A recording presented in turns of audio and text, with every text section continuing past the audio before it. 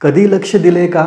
भारतात हजारो गावांच्या नावांचा शेवट नेहमी पूर, बाद, वाडी, नेर किंवा नगर असाच का असतो? यामागे एक भन्नाट इतिहास लपलाय. सुरुवात करूया पूर या शब्दापासून.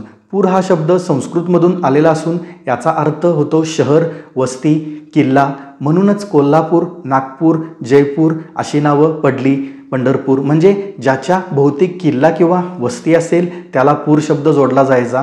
आता बघा, बाद किंवा आबाद हा शब्द पर्शियन भाषेतून आलेला असून याचा अर्थ फुललेली, विकसित झालेली वस्ती. म्हणून हैदराबाद, अहमदाबाद, फैजाबाद अशी नावं मुघल काळात ठेवली गेली. पुढे येतो आपला स्थानिक शब्द वाडी.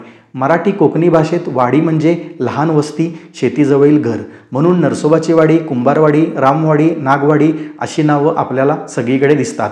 आणि नेर हा शब्द नदीशी जोडलेला आहे. नदी किंवा पाण्याजवळची वस्ती म्हणजे नेर. म्हणूनच जामनेर, चोपडनेर अशी गावं नदीलगत असतात. शेवटी नगर संस्कृतमधून आलेला शब्द असून याचा अर्थ आहे मोठं शहर.